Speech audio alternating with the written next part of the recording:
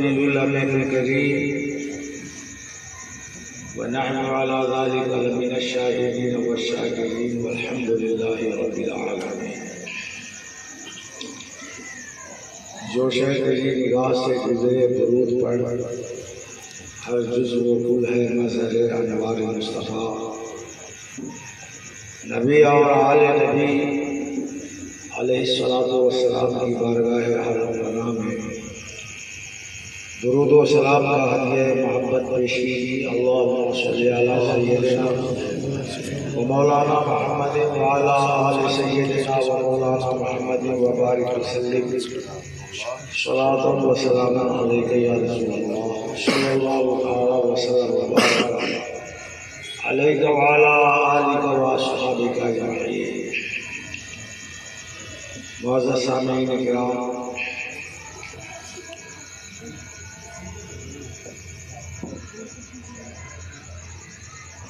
आज की मुबारक रात के मौके से निस्बत से ये मजलिस सजाई गई है।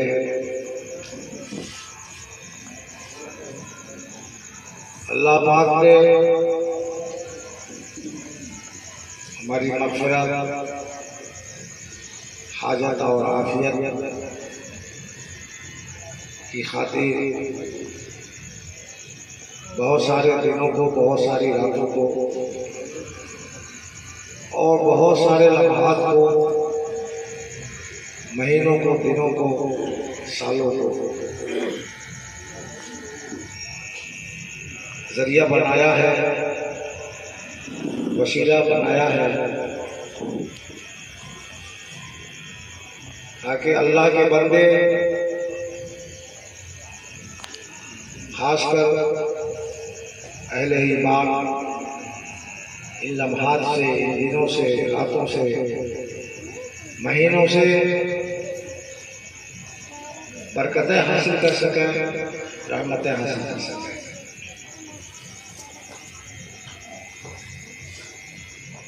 अभी आने वाला पूरा महीना रमज़ान मुबारक का बरकतों का महीना होगा, मग़फ़िरतों का महीना होगा, रहमतों का महीना होगा।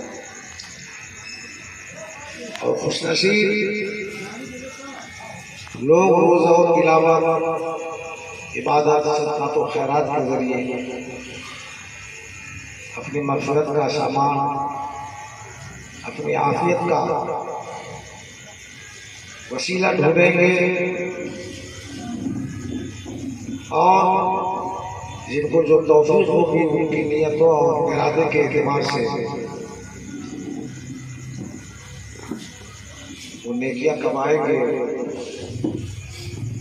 अल्लाह की अता करदा आफियतों से महफूज होंगे, रहमतों से हिस्सा लेंगे और बख्शिशों का परवाना हासिल करेंगे। हदीस की एक मशहूर किताब इब्न माजा कहलाती है। उसमें मौलाए कायनात अली मुर्तज़ा करमल्लाहु तआला वजहुल करीम के हवाले से रिवायत से एक हदीस आई है।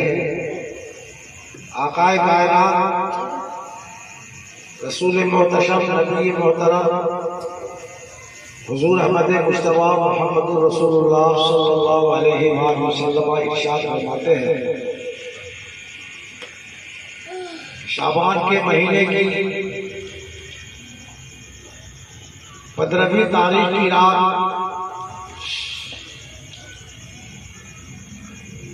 वो रात होगी जो मुबारक भी होगी और गुनाहों से छुटकारे के लिए। इसीलिए अरबी में इस रात को लैलतुल बरात भी कहा जाता है, जिसके माने छुटकारे के हैं, आज़ादी के हैं। लोग इस रात में अपने गुनाहों से तौबा करके गुनाहों की नहूसत से निजात पाएंगे, छुटकारा पाएंगे और अल्लाह तबारक व तआला अपने फज़ल व करम से इस रात या इस तरह की रातों में मेहनतें करके, इबादतें करके अपने आप को सुधार कर जहन्नम से भी अपने आप को बचाया। हदीस पाक के मजमून को मैं पेश कर रहा हूँ।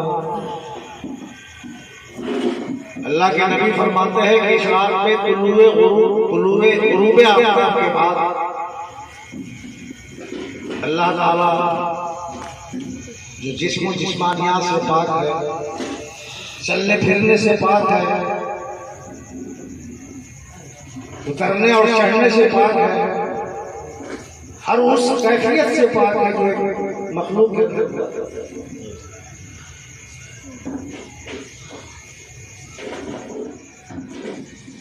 पहले आसमान जो जमीन से करीब है उस पर नुज़ूल इजलाल फरमाता है, यानी उसकी रहमतें मुतवज्जह होती हैं। बहुत करीब से और वो रहमतें ऐलान करती है, सदा देती है कि है कोई गुनहगार जो अपने गुनाहों से मग़फ़िरत तलब करे और मैं उसे है कोई रिज़्क़ का तलबगार, मैं उसे उसकी झोली को रिज़्क़ हलाल से भरता। और है कोई बीमार मुसीबत ज़दा जो बलाओं मुसीबतों से छुटकारा मांगे तो मैं उसे छुटकारा अता करके शिफा और आफियत देता। और ये सदाए रहमत अल्लाह पाक की तजल्ली की आवाज पहले आसमान से गुरूब आफ्ताब से लेकर गुरूब आफ्ताब के पार से लेकर सुबह सादिक के तुलू होने से पहले मुसलसल आती है।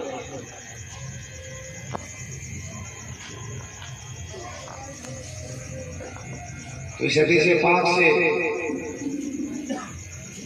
ये बात मालूम हुई कि ये रात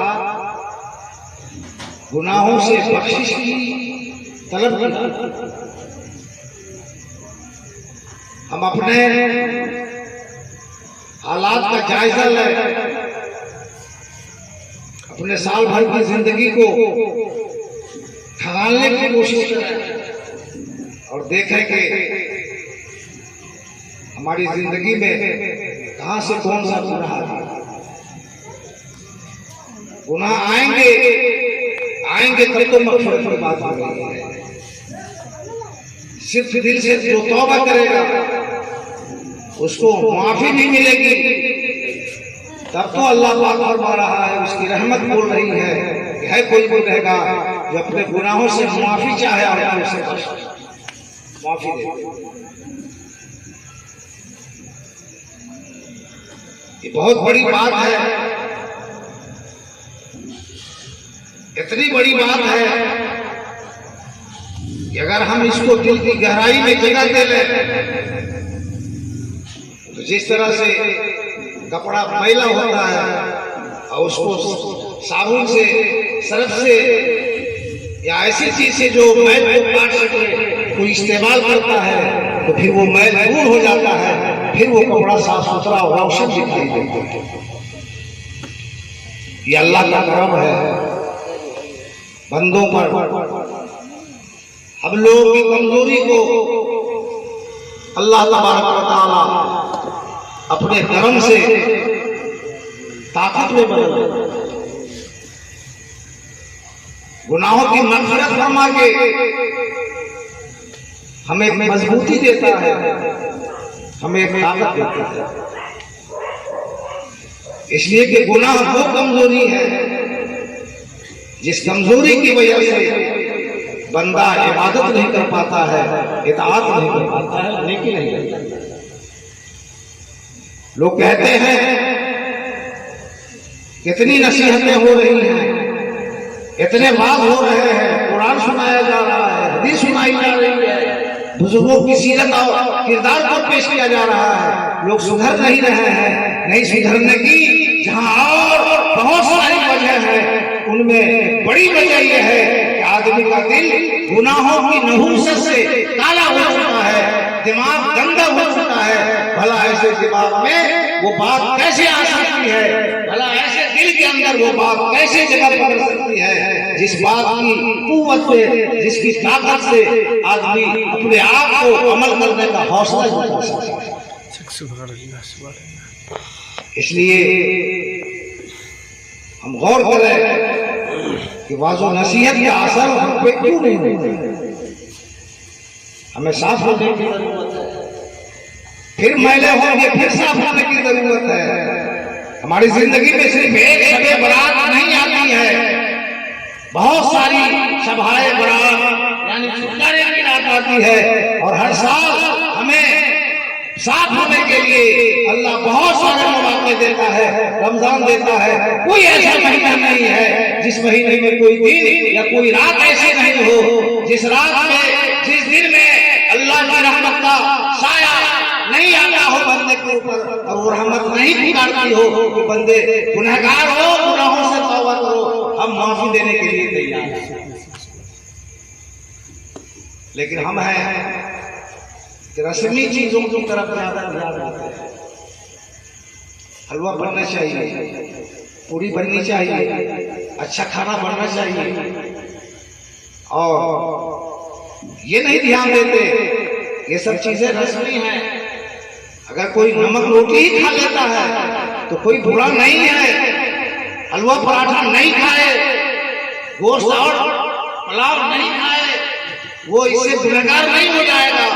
लेकिन इस रात में अगर अपने गुनाहों से तौबा नहीं कर पाए तो गुनहगार ही नहीं है, बहुत बड़ा गुनहगार भी है और बहुत ही बड़ा बदनसीब भी। असल चीज गुनाहों से तौबा करना है। तो इस बात को ये रहने दीजिए, बात तो बहुत लंबी खींचेगी रखी जाए। अब आइए दूसरी बात की तरफ हम ध्यान दें। दूसरी बात इस हदीस में ये कही गई है कि है कोई रिस्क का तलबगार, तो मैं उसकी झोली को हलाल रिस्क से भर दूं। हमको तो अल्लाह के वादों पर उतना भरोसा नहीं है जितना भरोसा की बेईमानी से है। चोरी चमारी पे है, धोखा और फरेब पर है। जब तक हम झूठ नहीं बोलेंगे हम रोजी नहीं कमा पाएंगे। जब तक दूसरों को धोखे नहीं देंगे हमारी माली हालत ठीक नहीं होगी। जब तक हम हराम जराए को नहीं अपनाएंगे हम खुशहाल नहीं बनेंगे। किसी दूसरे के लिए ये बात हो तो अलग सी बात है, लेकिन अल्लाह ने जो हमें पाकीज़ा दीन दिया है और उसने हमारे लिए जो किताबें हिदायत की किताब, रोशनी की किताब नाज़िल की है, और क़यामत तक ये किताब रहेगी। और जब तक ये किताब रहेगी दुनिया रहेगी, जब तक इस किताब के मानने वाले रहेंगे दुनिया रहेगी। दुनिया हमारी वजह से कायम है, हम दुनिया की वजह से कायम नहीं है। दोस्तों और बुजुर्गों, हम अल्लाह के वादे पर, अल्लाह की बात पर, अल्लाह के कलाम पर वो ठोस ईमान नहीं रखते जो हमारा ईमान है।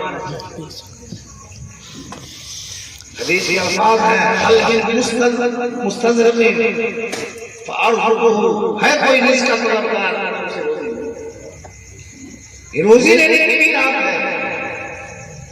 लेकिन यहाँ एक पॉइंट ध्यान में रहे कि अल्लाह ने रोजी पाने का, रोजी देने का एक सिस्टम भी बनाया, और वो है मेहनत। अब चाहो कि हम दुआ कर लें और टांग पसार कर घर में सो जाए तो हमें रोजी मिल जाएगी। सिस्टम को फॉलो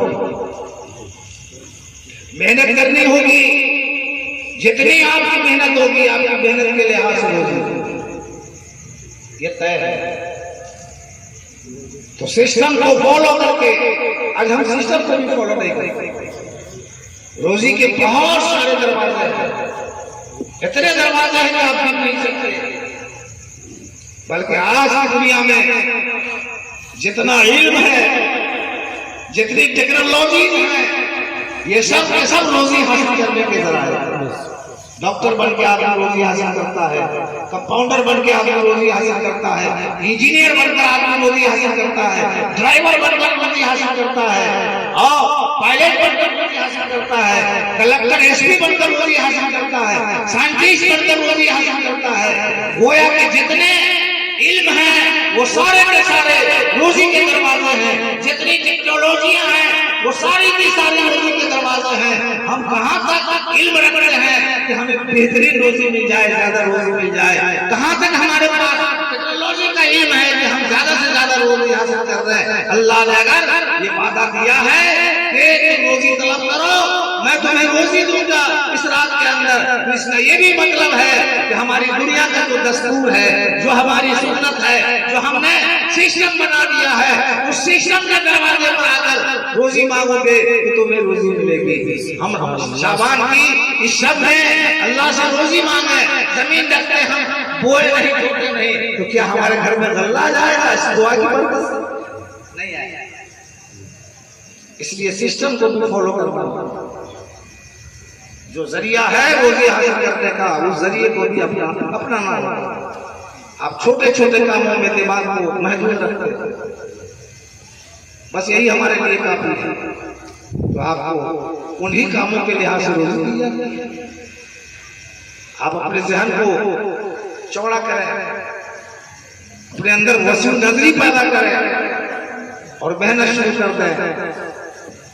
जो सड़क पे तौलिया और रुमाल बेचने वाला आज वो फैक्ट्री का मालिक क्यों हो गया?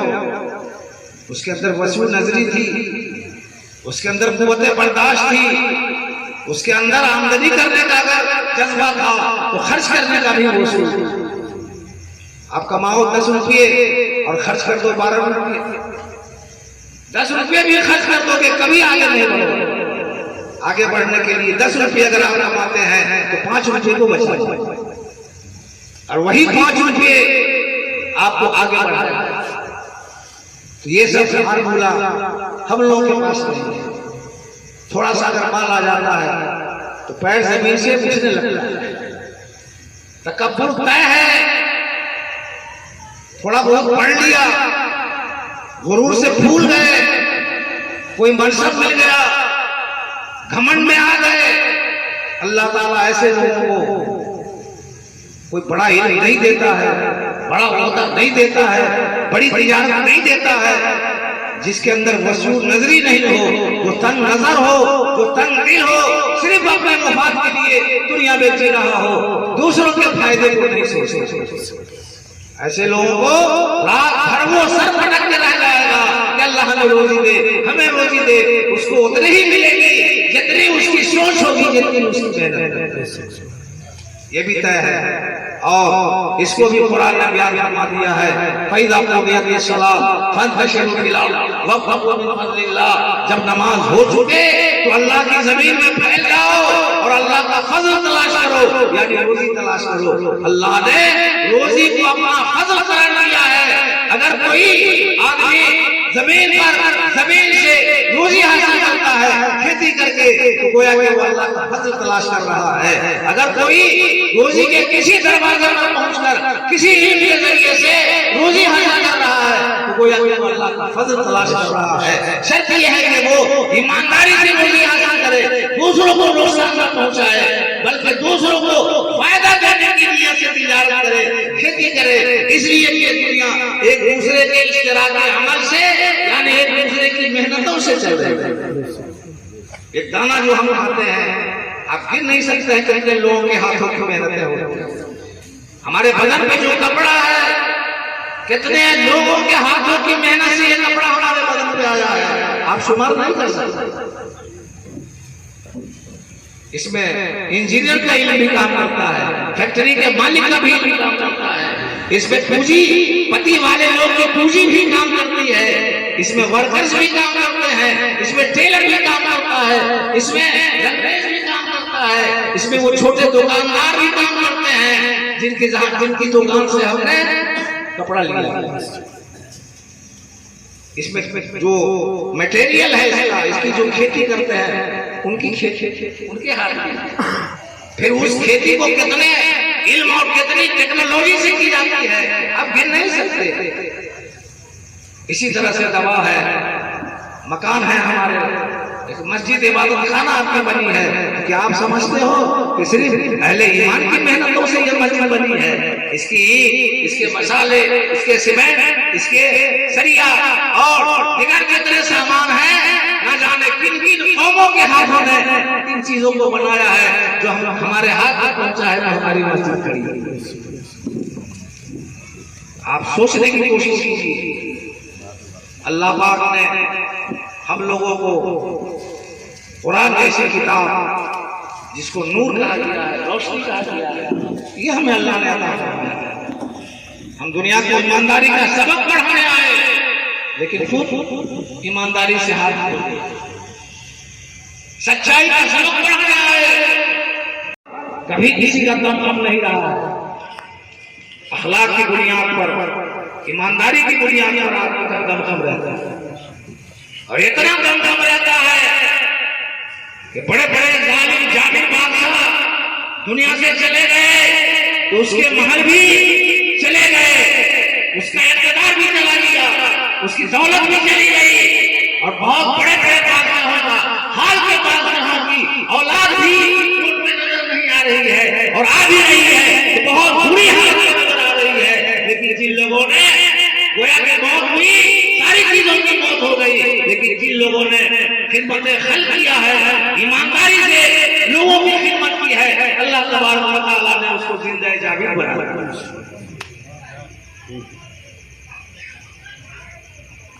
मरने के बाद भी वो इज्जत की निगाह से देखे जाते हैं। जिन लोगों ने ईमानदारी की बात की है, दुनिया में ईमानदारी सिखाई, फैक्ट्री नहीं चलाया उन्होंने, कोई हुकूमत और इक़्तिदार को नहीं हासिल किया, लेकिन हुकूमत वालों को होशियार किया, ताजिरों को होशियार किया, पढ़े लिखे लोगों को ईमानदारी का सबक सिखाया। जिन लोगों ने ईमानदारी के सबक को दुनिया को पढ़ाया है, वो लोग मनोनोटी के लिए चले गए, लेकिन आज भी उनकी अज़मत का फरेरा लहरा रहा है और उनकी काबिशों को लोग सलामी दे रहे हैं। ये बड़े बड़े जो बुजुर्गान-ए-दीन हैं, जिन्होंने इंसानों को इंसानियत का सबक सिखाया, ये मत समझिए अल्लाह वाले सिर्फ अहले ईमान नहीं, नहीं, वो सारे इंसानों के हुआ करते। जिस तरह से अल्लाह सारे इंसानों का है कि नहीं, अच्छा हो या बुरा हो, मोमिन हो या गैर मोमिन हो, परहेजगार हो या बदकार हो, अल्लाह सबको खिलाता है, अल्लाह सबको पिलाता है, अल्लाह सबको चैन से रहता है, बदमाशी करता है तो बीमार करके उसको सजा भी देता है। ये सजा नहीं है, ये उसको हिदायत पाने का जरिया है। अमीर है, काम फैलाता है, उसे गरीब कर देता है, ये सजा नहीं है, सुधरने का एक मौका अल्लाह उसे दे रहा है। इसके बावजूद भी वो नहीं सुधरे तो फिर उसके लिए फिर जहन्नम ही जाना। ये दुख और ये परेशानियां, ये मुसीबतें, ये बीमारियां हमें तबाह करने के लिए नहीं आती है, हमें बर्बाद करने के लिए नहीं आती है, बल्कि हमें सुधारने के लिए आती है। इसके बावजूद भी हम नहीं सुधरे तो इसका मतलब ये है कि हम जहन्नम की ईंधन बनने के लायक हैं, जन्नत के लायक हम नहीं। इस नजरिए से भी आप मुसीबत को नहीं देखते, तकलीफों को नहीं देखते, बस एक चीज है, आनी है, आई है। हर तकलीफ पे हमें सबक लेना चाहिए, हर मुसीबत पे हमें नसीहत लेनी चाहिए कि मुसीबत हम पर क्यों आई है, किस लिए आई है, इसको हम किस तरह से डील करें इस मुसीबत को। ये मुसीबत हमारे लिए राहत का सामान है, लेकिन हम समझने वाले नहीं। बहुत कुछ इशारे आपको इतने बयान से मिल गए होंगे, अगर आप दिमाग रखते हैं तो। अल्लाह से रोजी मांगने की रात है, रोजी मांगो और रोजी के दरवाजे पर पहुंचने का जो तरीका है उस तरीके को अपनाओ, तब रोजी मिलेगी, सिर्फ मांगने से नहीं मिलेगी। एक घूंट पानी नहीं मिलेगा अगर अल्लाह ने जो सिस्टम बनाया है पानी लेने का उसको आप नहीं अपनाओ।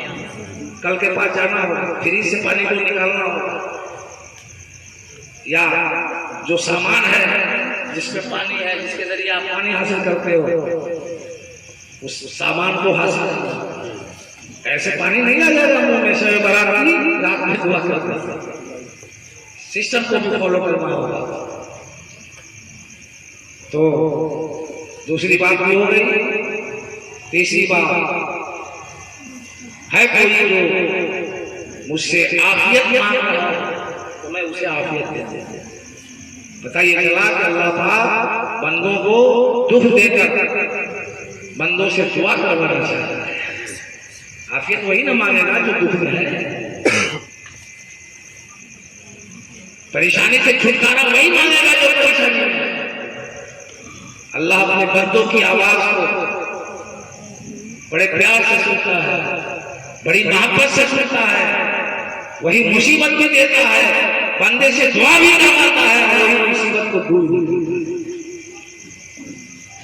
यहां से एक सबक हमें ये मिलता है कि किसी तरह की मुसीबत हो, जिस्म में हो, जान में हो, औलाद में हो, दीन में हो, ईमान में हो, किसी तरह का कोई प्रॉब्लम आ जाए, किसी तरह का कोई दुख आ जाए, किसी तरह की कोई परेशानी आ जाए, तो घबराने की जरूरत नहीं है, परेशान होने की जरूरत नहीं है।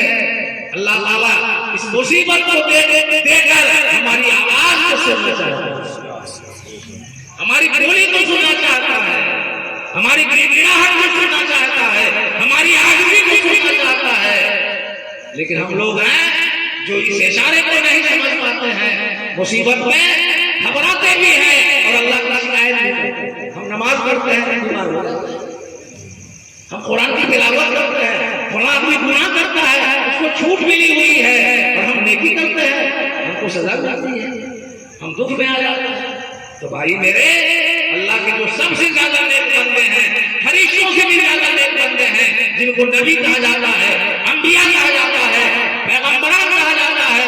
अल्लाह के नबी फरमाते हैं, इन्ना अशद्दल बलाए अल अंबिया सुम्मा अल-अमसाल फल-अमसाल, सबसे ज्यादा बलाएं नबियों में आई हैं और नबियों के बाद जिनका जितना ज्यादा मर्तबा ऊंचा रहा है वही बलाएं।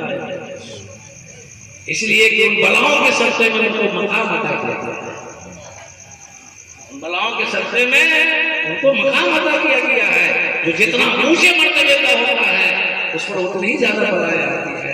खुदा देखे मेरे नबी महबूबे खुदा सैयदुल मुरसलीन शफीउल मुज़निबीन, जिनके लिए मैदान महशर सजाया जाएगा, जिनकी शफाअत से करोड़ों करोड़ लोग बख्शे जाएंगे, उनको अल्लाह तबारक व तआला 13 साल की जिंदगी के अंदर मुशक्कत के किन मरहलों से गुजारा है। आप देखिए, नबी ऊंट की ओझरी के नीचे आए हैं, हर सजदा में दुश्मनों ने ऊंट की ओझरी डाल दी, नबी के गले में चादर का फंदा लगाया गया है, नबी पर पत्थर फेंका गया है, पैर को लहूलुहान किया गया है। किस लिए किया गया है? वो दौलत के लिए नहीं, इक़्तिदार के लिए नहीं, इज्जत के लिए नहीं, बस इसलिए कि जहन्नम में जन्नती बन जाओ। जन्नती बनने का पैगाम सुनाने के जुर्म में नबी को सताया गया, कत्ल की साजिश हुई, मक्का छोड़ के नबी को मदीना ही क्या क्या क्या करता है। आज तो हम लोग जो दिक्कतें खाते हैं, गलत खाते पीते हैं तो बीमार हो जाते हैं, किसी को गाली देते हैं तो थप्पड़ खा जाते हैं, किसी से बेवजह लड़ते हैं तो मारते हैं और मार खाते हैं। आज जो हमारी मुसीबतें हैं, हमारे जो दुख दर्द हैं, क्या अल्लाह के दीन के लिए? अगर हमारे खिलाफ कोई कुछ बोल दे तो अगर हमारे अंदर ताकत है तो उसको हम सजा देते हैं, कम से कम डांटते जरूर है। अगर मारने की नौबत आ जाए तो मार भी देते हैं, लेकिन अगर कोई दीन के खिलाफ बोले तो उसको कोई समझाने वाला भी नहीं। क्यों दीन के खिलाफ बोला? अगर कोई मस्जिद की जायदाद को हड़पे तो कोई उसके लिए लड़ने वाला नहीं होगा, कोई मुकदमा लड़ने वाला नहीं होगा, इसलिए कि मस्जिद की जमीन है। मस्जिद का सामान कोई चोरी कर ले तो कोई उसके लिए लड़ने वाला नहीं होगा, और अपना अगर प्याला कोई चुरा ले तो उसके लिए हम लाठी चलाने के लिए तैयार हैं। अल्लाह के नेक बंदे दौलत के लिए दुख नहीं उठाए हैं, ओहदे के लिए दुख नहीं उठाए हैं, और किसी अपने मुफाद के लिए दुख नहीं उठाए हैं। मक्के के मुश्रिकों ने कहा था आपके चचा अबू तालिब के सामने कि अपने भतीजे को आप समझा दीजिए कि जो पैगाम ये सुना रहे हैं हमारे बाप दादा के दीन को बातिल और झूठ करार दे रहे हैं, एक नया दीन का प्रचार कर रहे हैं। अगर इनको दौलत चाहिए तो हम दौलत का ढेर इनके कदमों में ला देंगे, अगर लड़की चाहिए, बीवी चाहिए, औरत चाहिए तो अरब की सबसे हसीना खूबसूरत लड़की को इनके हवाले कर देंगे, और अगर इनको सरकारी चाहिए तो हम सारे मक्का वाले नहीं, मक्का जितने लोग आते हैं काबा का तवाफ करने के लिए, जितने कबाइल अरब हैं सबका हम हमको सरदार कर लेंगे। तो मेरे नबी ने फरमाया ये सब हमारे मकासद नहीं है, सरदार करना हमारा निशाना नहीं है, हमारा हदफ नहीं है, हमारा मकसद नहीं है, दौलत बनना हमारा मकसद नहीं है, और किसी खूबसूरत औरत से दादे ऐश देना ये हमारा मकसद नहीं है। हमारा मकसद तो ये है कि तुम लोग जहन्नम में जाने के काम करते हो, तुम जहन्नमियों को जन्नती बना डाले, ये हमारा मकसद है। सुन लो, तुम्हारी ये दौलत की लालच, ये इज्जत और सरकारी की लालच, और ये दौलत की लालच, सरकारी की लालच और औरत की लालच हमें अपने मिशन में हमें अपने मिशन से बात नहीं करेगी। अरे तुम दौलत दे रहे हो, औरत दे रहे हो, क़यादत और सरकारी बादशाह दे रहे हो, अगर एक हाथ में तुम चांद को ला के रख दो, दूसरे हाथ में सूरज को भी ला के रख दो, फिर भी मैं अपने काम से बात नहीं। सुभान अल्लाह, सुभान अल्लाह, सुभान अल्लाह। तो इन लोगों ने जो बलाएं उठाई हैं लोगों की भलाई जी, सबसे ज्यादा बलाएं आई हैं आजकल के मौलवी और दीन, जिसको आप आइडियल मानते हो, रहनुमा मानते हो, कौन सी दिक्कत इनकी जिंदगी में है? सोने का चमचा लेकर पैदा होते हैं, बड़े बड़े पीरों की जो औलाद है जो बात में पीर बनते हैं और जिंदगी भर ऐश करके गुजर जाते हैं, और जाहिलों से अपने आप को रहनुमा मनवा लेते हैं। अगर रहनुमाई इतनी आसान होती तो अल्लाह अपने सबसे महबूब बंदे जनाब मोहम्मद रसूलुल्लाह सल्लल्लाहु अलैहि वसल्लम को फूलों के सहज पर सुला करके रहनुमा बना देता। लेकिन कांटों भरी राह में चलना पड़ा है नबी के सहाबा को, और जिन लोगों ने भी नबी के पैगाम को दुनिया में आम किया है उन लोगों की जिंदगी में दिल फैलाने की खातिर उनके दुश्मनों ने उन्हें काफी दुख दिया, बदनाम किया है, कीचड़े उछाली गई है उन लोगों के रोजी रोजगार के जराए को तबाह किया है, जादू के जोर से मगलूब करने की, काबू करने की कोशिश की गई है। गरीब नवाज के साथ क्या कुछ नहीं किया गया, लेकिन ये लोग अपने काम से बाज नहीं आए। जिस मिशन को लेकर चले उस मिशन को पाए तकदीर तक पहुंचाया। तो आफियत मांगो, आफियत से मुराद ये नहीं है कि हमें रिज़्क़ मांगने के बाद हमें ऐसी बिल्डिंग मिल जाए, ऐसी सवारी मिल जाए कि हम बहुत लज्जत से जिंदगी गुजारें। आफियत का मतलब ये नहीं है, आफियत का मतलब ये है कि आप इत्मीनान और सुकून की जिंदगी गुजारो। एक बात मैं याद कर दूं, अंबिया और वलियों पर मुसीबतें बहुत ज्यादा आ रही हैं, लेकिन वो मुसीबतें उनके अंदर इतनी रूहानी ताकत होती है, अल्लाह का नूर उनके दिल के अंदर होता है कि वो मुसीबतें पहाड़ की शक्ल में भी पीछे आ जाए तो उनको लगता है कि चिंता है हमारे दिल। और जो अल्लाह से दूर लोग हैं, जिनके दिल में रोशनी नहीं है, सिर्फ ज़बान पर कलमा है, दिमाग में कलमे का माना भी नहीं है, और यकीन जो इतना कमजोर है तो अल्लाह फैसला करेगा।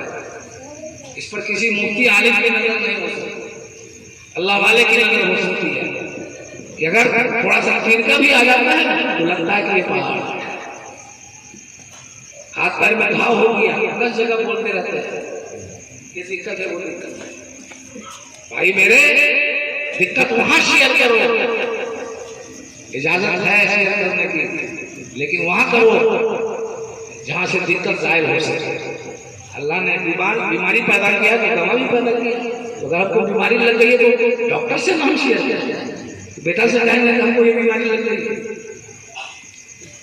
हाँ पैसा लेना होगा, इलाज कराना होगा, तो कैसे हम डॉक्टर से शेयर करते हैं। जो हमारे दुख का अल्लाह के बनाए हुए असबाब के तहत मुदावा है, इलाज है, वहां शेयर करते हैं। हम दूसरों से क्यों बोलेंगे? इस दुख में भी हिम्मत है। अगर हमारे गुनाहों की वजह से दुख आया है तो हम गुनाहों से तौबा करें, और अगर अल्लाह ने हमारे मर्तबे को बढ़ाने के लिए मुसीबत दिया है तो खुशी की बात है कि अल्लाह दुनिया की मुसीबत देकर हमें मर्तबे से नवाज रहा है। इमाम हुसैन को जो दुख दिया गया है करबला की सरजमीन पर, वैसा दुख इंसानियत के तारीख में किसी को नहीं दिया गया है, अंबिया को छोड़कर। लेकिन देख लो वही करबला का दुख है, इस दुख की बुनियाद पर हुसैन को जन्नती जवानों का सरदार बनाया। क्यों यजीद के हाथ में, क्यों मुसीबत को खुशी से कबूल नहीं करते? इसलिए कि देख रहे थे अल्लाह ने मांग दी थी इमाम हुसैन को कि हमारी नमाज जैसी नमाज पढ़ने वाले बहुत लोग हैं, रोजा रखने वाले बहुत लोग हैं, हमारे जैसा कुरान पढ़ने वाला बहुत है, हमारे जैसे कुरान पढ़ने वाले बहुत हैं, लेकिन हमारी जो शहादत होगी इस शहादत में जैसी शहादत नबियों की होगी, नबियों के बाद औलियाए उम्मत में वो लोगों की होगी जो अहले बैत नबूवत हैं, मौला अली हैं, हसन मुस्तफा हैं, ये लोग भी शहीद हुए हैं, इनकी शहादत आला होगी। बात बाकी दुनिया में अभी से लेकर क़यामत तक कोई ऐसा शहीद नहीं होगा जो मुझ जैसा होगा। इसलिए भी शहादत की बरकत से अल्लाह हमें जन्नत की सियादत देगा। सरकारी बहुत हंसी खुशी आपने अपनी ही शहादत नहीं, अपने बाल बच्चों की शहादत को कबूल किया, अपनी औरतों को कैदी बनवा दिया, अपने भाइयों भतीजों को शहीद होते हुए अपनी आंखों से देखा, और आखिरी शहादत के दर्जे से आप फैज़याब हुए दर्जे पे मरहले से, आखिरी शहादत के मरहले से आप, तो दुख भी हमारे सुधारने के आफियत मांगो, उस दुख से आफियत मांगो जिस दुख से हमें कोई दिक्कत ऐसी पहुंचे जिससे दुनिया और दिन हमारा तबाह। हर दुख से आफियत नहीं मांगी जाती। अल्लाह के नबी ने आखिर क्यों कहा गया और अल्लाह के वलियों में सबसे ऊंचे दर्जे पर अंबिया है, अंबिया भी वली हुआ करते हैं, लेकिन नबूवत की जो विलायत होती है वो एक अलग होती है, और आम इंसानों की जो विलायत होती है वो एक अलग होती है। अल्लाह वाले न खौफज़दा हुआ करते हैं, न गमगीन हुआ करते हैं, बीमारी उन्हें नहीं जला पाती है, गमगीन नहीं कर पाती है, गरीबी, माल की हलाकत, औलाद की तबाही, घर की तबाही, इज्जत व आबरू की तबाही, किसी तरह का कोई नुकसान उन्हें गमगीन नहीं करता है, उन्हें खौफज़दा नहीं करता है। क्यों नहीं करता है? इसलिए कि उन पर जो मुसीबत आती है, जो दुख आता है, उनके गुनाहों की वजह से नहीं आता है, उनके मर्तबे को बढ़ाने के लिए। गमगीन तो वो दूर करता है जो गुनाह की वजह से आता है, उस मुसीबत से आदमी डरता है जो गुनाह की वजह से आता है। जैसे कि हम लोग डरते हैं, इसका मतलब है कहीं न कहीं गुनहगार है। तो अल्लाह से आफियत मांगो। ये तीन बातें इन रातों में करने की हैं, अब उस तरीके से जो तरीका हमने आपको बताया है। आप कुरान की खूब तिलावत कर लेते हो, पारे के पारे खत्म कर लेते हैं, लेकिन कुरान के एक हुक्म पर अमल करने का इरादा दिया। ऐसी तिलावत से सवाब मिल जाएगा, जिंदगी में इनकलाब नहीं आया। हम ये नहीं कह सकते कि सवाब नहीं है, लेकिन इनकलाब नहीं आया। दवा उतनी मात्रा में खानी होगी जिससे बीमारी ना हो। एक आध जर्रा थोड़ी सी जो मिकदार मुतय्यन है, थोड़ी सी उसमें से चाट लेने से बीमारी थोड़ा भागेगी। भूख उतनी मिकदार से भागेगी जितनी मिकदार तय है खाने की। प्यास उतनी मिकदार से, प्यास लगी हुई है, एक आध कतरा हल्का टपका लेने से प्यास थोड़े बढ़ जाएगी। तो अगर कुरान आप पढ़ते हैं और जिंदगी में आप इनकलाब लाना चाहते हैं बद हैं, उससे नेक बनना चाहते हैं, तो कुरान के हुक्मों पर अमल करने का भी इरादा करना होगा, हौसला जुटाना होगा। सदका तो खैरात आप करते हैं तो उसमें भी नियत ठीक करनी होगी। ये नहीं कि ऐसों को तो इससे कुछ फायदा लिया जा सकता, अल्लाह के लिए करते। अलगरज अल्लाह तबारक व तआला इस मुबारक रात की बरकतों से, रहमतों से हमें फैज़याब होने की तौफीक रफ़ीक अता फरमाए, हमारे ईमान को मजबूत करे, हमारे यकीन को ठोस बनाए, ताकि हम धीरे धीरे ही सही, बदकार हैं तो नेकोकार हो जाए, गुनहगार हैं तो परहेजगार हो जाए, बुरे हैं तो अच्छे हो जाए, बुरे अखलाक वाले हैं, बुरी आदत वाले हैं तो हमारे अंदर अच्छी आदतें आ जाए। हमारी इज्जत इसी में है। हम पढ़ने लिखने का काम करें, खुद नहीं पढ़ सके हैं तो अपनी औलाद को पढ़ाएं लिखाएं, कुरान पढ़ना हमें आ जाए, उर्दू कम से कम इतनी आ जाए जिससे हम किताबों के जरिए से अल्लाह और उसके रसूल के फरमान को जान सकें, उलमा की तकरीर और उनके बात को समझ सकें। बाकी जो दुनिया के जो उलूम हैं वो उलूम भी हमारे लिए जरूरी हैं। जितने उलूम हैं, जमीन में फैल जाओ, अल्लाह की रोजी तलाश करो। अल्लाह ने हुक्म दिया है तो उन सारे इल्मों को पढ़ो, उन सारे इल्मों को पढ़ो, उन सारे फन्नों को पढ़ो जिसको टेक्नोलॉजी कहा जाता है, जिसके जरिए से तुम इल्म के एतबार से भी मजबूत हो जाओ। जब इल्म के एतबार से मजबूत हो जाओगे तो माल के एतबार से तो मजबूत हो ही जाओगे, और माल और इल्म में अगर मजबूत हो जाओगे तो इक़्तिदार के एतबार से भी आप एक ईमानदार डॉक्टर सबकी जरूरत बन जाता है, अपने की भी और गैर की भी, और सबकी इज्जत को लेता है। एक ईमानदार इंजीनियर, एक ईमानदार लीडर, एक ईमानदार आलिम और हाफिज अगर इज्जत कमाता है तो एक ईमानदार ड्राइवर भी इज्जत कमाता है अपने मैदान में।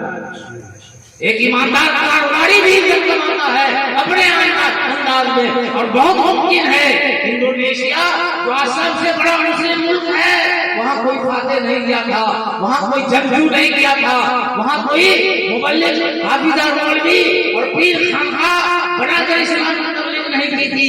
वहाँ जो अरब ताजिर लोग गए थे, ये सहाबा थे, ये ताबईन थे, परहेजगार लोग थे, ऐसी उन्होंने ईमानदाराना तिजारत की कि वहाँ के लोगों ने उन लोगों की ईमानदारी को देखकर कलमा पढ़ना शुरू किया।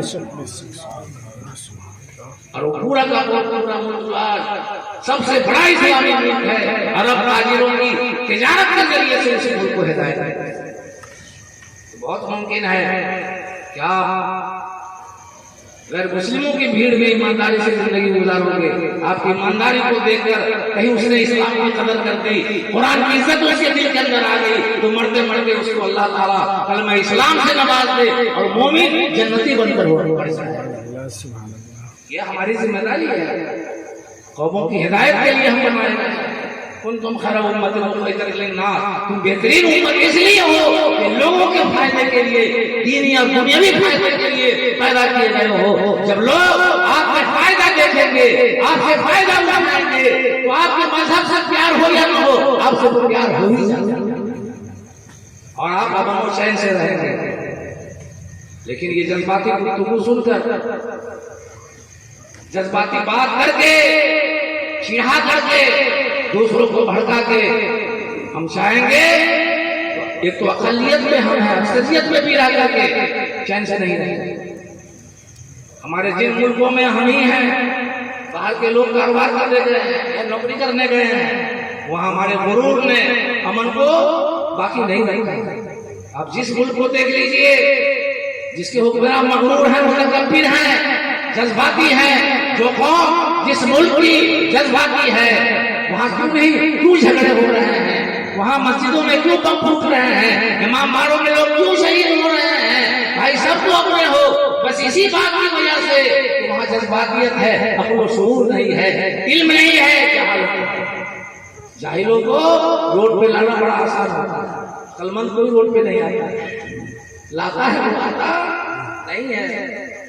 इसलिए होशियार रहिए सोशल मीडिया पर ऐसी तकरीरों से जो आपको जज्बाती बनाती है, ऐसे बयानों से जो आपको अपनी मंजिल से दूर करती है, अपनी लिदड़ी को चमकाने के लिए, अपनी खिलाफत को चमकाने के लिए, अपनी रहनुमाई की खाक बैठाने के लिए।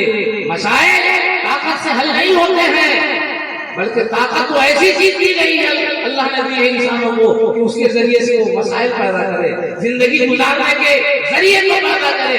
मसाइल का हल दिमाग से हुआ करता है। लाख लोग लड़ ले फिर ले, लेकिन जिस मसले पे झगड़ा होता है, जिस बुनियाद पर झगड़ा होता है, उस मसले का हल आखिर में कोर्ट से होता है या समाज के फैसले से होता है, यानी अक्ल से, तदबीर से, हिकमत से मसाइल सुलझाया जाता है, मुश्किलात को काबू में किया जाता है। ताकत तो जब उसका भेजा इस्तेमाल से हो जाए तो वो मुश्किलात पैदा करता है, मुश्किलात हल नहीं करता। इसलिए इस्लाम ने ताकतों के इस्तेमाल से मना किया। वहां इस्तेमाल किया जाएगा जहां बगैर इसके इस्तेमाल किए हुए कोई चारा ही नहीं। और ये उस वक्त तक पता नहीं चलेगा जब तक कि हम बर्दाश्त के मरहलों से नहीं बढ़ेंगे। अगर कोई किसी ने हमको गाली दे दिया, इसका मतलब थोड़े तो इसको इससे पहले बहुत सारे मरहले हैं उसकी जबान को बंद करने के, दिमाग से, होशियारी से, तदबीर से। आप कहोगे कि नहीं, बगैर पहले ही तय कर दो कि बगैर मारे इसका मुंह बंद नहीं होगा, ये हमारी बेवकूफी है, ये हमारी जहालत है। उसके मुंह को बंद करने के लिए बहुत सारे तरीके हैं, बगैर झगड़े के, बगैर मारे के, बगैर ताकत के इस्तेमाल के। अगर हम उन तरीकों को अपना लें तो इंशाअल्लाह अज़ीज़ ताकत का इस्तेमाल किए बगैर उसकी जबान बंद हो जाएगी, हमारी शराफत का मुंह इकरार कर लेगा। लेकिन ऐसा होता नहीं है। जिसके पास ताकत होती है वो समझता है कि अगर हम इसको मारेंगे नहीं तो हमारी कमजोरी होगी, हम मार करके अपने को कमजोर साबित करते हैं। अल्लाह तबारक व तआला हमें समझ अता फरमाए, तौफीक अता फरमाए। एक बात मैं और अर्ज कर दूं, ज्यादा शोर शराबा इस्लाम में नहीं है। यहाँ तो हुक्म है अगर कोई सोया हुआ है तो जोर से कुरान करीम भी तिलावत करे ताकि उसकी नींद में खलल न हो। हम लोगों ने क्या गलतियां की, रात भर हॉर्न लगाकर 2-2, 3-3, 4-4 किलोमीटर के लोगों को शोर शराबा के जरिए से जगाया जाता है, जिसकी वजह से हम पर एतराज होना शुरू हो गया। आप वाज हो, कोई भी फंक्शन हो, उसमें जो आवाज होती है, जायज आवाज, गाने बजाने की बात वो तो नाजायज है, वो आहिस्ते हो जाए, जोर से हो, बहरहाल नाजायज है। जो जायज बातें हैं उसको भी आप वहीं तक आवाज रखिए जहां तक जरूरत, जहां तक जरूरत। इसलिए कि हमारी आवाज से बीमारों को भी परेशानी होती है कि नहीं होती है? पढ़ने लिखने वालों को परेशानी, कोई घंटे 2 घंटे 4 घंटे बर्दाश्त कर लेगा, पूरी रात थोड़ी बर्दाश्त कर। हम शुरू से पूरी रात के जलसे के खिलाफ हैं, शुरू से। कितनों की नमाजें कज़ा हो जाती है। बहुत सारे लोग हैं जिनके काम में खलल होता है, पढ़ने वाले बच्चे पढ़ नहीं पाते हैं, रात भर जो जगा रहेगा वो क्या पढ़े, पढ़ाने वाले पढ़ नहीं पाते हैं, कितना खलल होता है। फायदा क्या होता है, फायदा क्या होता है, सुनने की लज्जत मिलती है। बहुत सारे लोग तो जबरदस्ती सुनते हैं, उनको जबरदस्ती सुनाया जाता है। बाहर से आए हुए कहाँ जाए, तो भाइयों, दोस्तों और बुजुर्गों, ये वो टॉपिक है जिस पे बोलना लोग खतरनाक समझते हैं कि लोग नाराज हो जाएंगे, तो नाराज हो जाएंगे, हो जाएंगे। आप अपनी आवाजों को महदूद कीजिए, वक्त तक बरकरार रखिए। सोने के वक्त में जब कुरान की तिलावत किसी आदमी की नींद को खलल पहुंचाए तो आहिस्ता पढ़े, जोर से ना पढ़े। तो फिर हमारी तकरीर की आवाज से अगर किसी को खलल हो रहा है तो क्यों रात भर होगी, वो शायरी रात भर क्यों होगी, नहीं होगी, जाहिर नहीं है। आप किसी भी पढ़े लिखे आदमी को, जाहिर को बहस में लाइए, किसी भी पढ़े लिखे आदमी को लाइए, वो वही कहेगा जो मैं कह रहा हूं। जो जाहिल है, जो अरबी जानता है, ना फारसी जानता है, तो तकरीर को रट लिया है और जाहिलों के बीच वो घुमा फिरा करके बोलता है, एक मखसूस अंदाज में रखा हुआ अंदाज होता है। तो ऐसे लोगों से हम लोग वो बहस के लायक ही नहीं है। अल्लाह तबारक व तआला हमें इस रात की बरकतों से, रहमतों से मालामाल होने की तौफीक अता फरमाए। फिर अपने ज़हन से भी तो सोचिए, इस्लाम ऐसा ऐसा हुक्म कैसे दे सकता है कि जिससे लोगों को परेशानी हो?